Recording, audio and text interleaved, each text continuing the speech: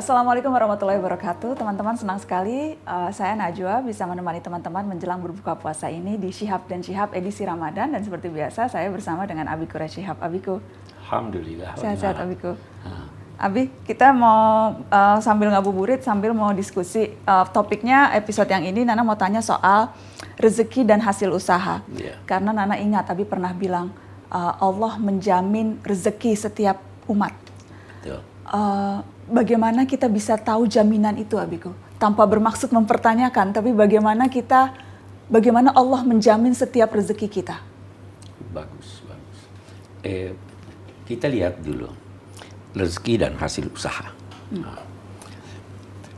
Apa yang kita usahakan itu bisa kita berhasil memperolehnya, bisa tidak berhasil kita memperoleh, kita berusaha.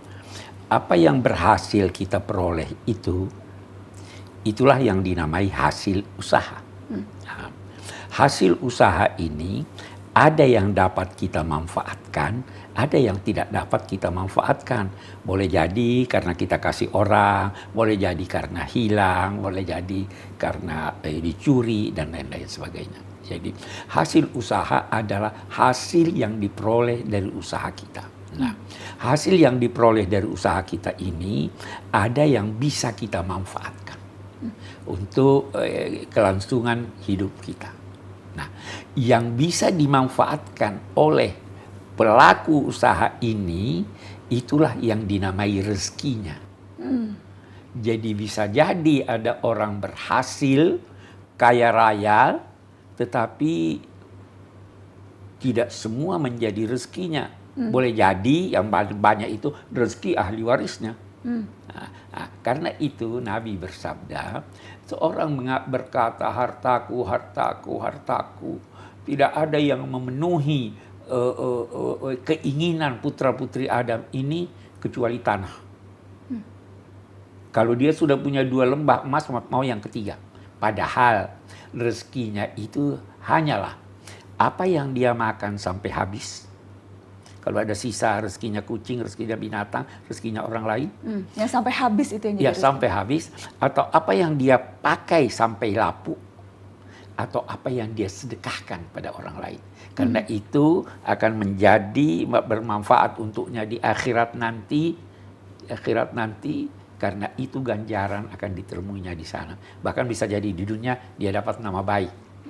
Karena rezeki itu bukan hanya berbentuk materi, tapi juga berbentuk spiritual. Nama baik itu rezeki. Okay. Ya. Itu satu. Nana ingat tapi juga pernah bilang jodoh yang baik itu rezeki. Kemudian pekerjaan yang nyaman itu rezeki. Teman-teman yang banyak itu rezeki. Itu semua rezeki. Karena itu bermanfaat untuk hidup seseorang. Ya. Kemudian tadi yang ditanyakan bagaimana jaminan Allah. Menjamin jaminan. Begini, banyak orang salah paham bahwa jaminan Allah itu berarti pasti ada di depannya. Padahal yang pertama kita harus ingat Allah berfirman, "Wa ma min dabbatin fil ardi illa 'alallahi rizquha." Tidak ada satu binatang yang bergerak di bumi kecuali Allah jamin rezekinya.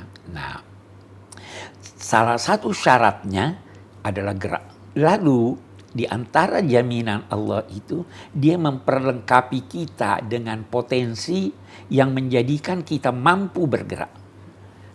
Lapar itu jaminan rezeki. Kalau tidak lapar tidak akan bergerak. Ya toh? Selera jaminan rezeki, organ-organ yang ada dalam tubuh kita itu semua bagian dan karena itulah yang mendorong kita bergerak dan dengan bergerak jaminan Allah. Jadi Allah melengkapi manusia dengan insting, dengan berbagai hal yang sifatnya melekat di manusia sebagai naluri untuk membuat kita bergerak mencari rezeki. Mencari rezeki, ya toh. Kita punya anak, ingin anaknya sehat, pandai dan sebagainya, kita terdorong untuk itu karena itu tadi.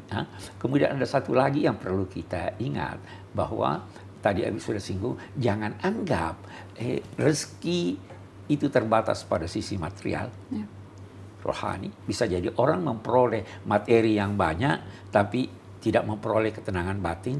Itu apa yang diperolehnya akan jauh lebih sedikit keluar bukan pada tempatnya dibanding dengan orang yang punya ketenangan hati untuk itu. Abiku, tadi Abi bilang Allah menjamin rezeki bagi mereka yang bergerak. Betul. Kalau melihat konteks saat ini ketika sedang pandemi dan pergerakan dibatasi, mungkin pilihan-pilihan untuk berusaha tidak sebanyak ketika dulu sebelum pandemi. Ya. Apakah Allah tetap menjamin rezeki kita? Tetap menjamin rezeki kita. Nah, hanya sekarang kita harus ingat lagi, rezeki itu yang dapat kita manfaatkan.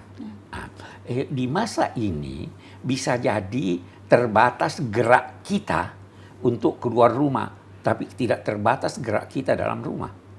Kita bisa belajar, ya kan? Dapat rezeki. Kita bisa bersilaturahmi, dapat rezeki. Kumpul sama keluarga, dapat rezeki. Itu semua rezeki. Nah, dan harus diingat bahwa yang kita butuhkan itu tidak sebanyak yang kita inginkan.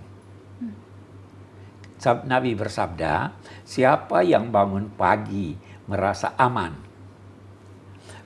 ada untuknya makanan untuk harinya itu, dia seakan-akan telah meraih semua apa yang di dunia. Karena yang dibutuhkan makan dan rasa aman. Pada hari itu. Pada hari itu. Besok kita tidak tahu. Nah, itu sebabnya juga ada hadis qudsi yang menyatakan begini. Hai hambaku, aku yang menciptakan langit dan bumi. Apa kamu kira aku tidak mampu mengantarkan rezeki kepadamu? Nah, hai putra-putri Adam, tidak usah terlalu antusias sehingga mengumpul harta untuk besok, lusa, dan tahun-tahun berikut. Berusahalah, bergeraklah, tetapi ketahuilah bahwa saya tidak mewajibkan kamu melaksanakan kewajiban esok hari ini. Karena itu, jangan menuntut dariku rezeki besok hari ini. Yang penting kita bergerak, berusaha. Kalau dapat, alhamdulillah. Kalau tidak, rezeki kita ada. Insya Allah selalu akan ada rezeki. Bahkan yang lapar pun, kalau tidak dapat makan, dia masih bisa hidup. Ya kan? Masih ada energi di sini, masih ada daging, masih ada lemak. Tidak. Itu. Jadi penting untuk terus mendapatkan ketenangan hati bahwa insya Allah rezeki itu akan bisa diperoleh. akan datang. Akan datang pada orang yang bergerak. Oke, Abiku. Terima kasih. Teman-teman, terima kasih sudah menyaksikan. Insya Allah kita ketemu lagi besok di Syihab dan Syihab edisi Ramadan. Assalamualaikum warahmatullahi wabarakatuh.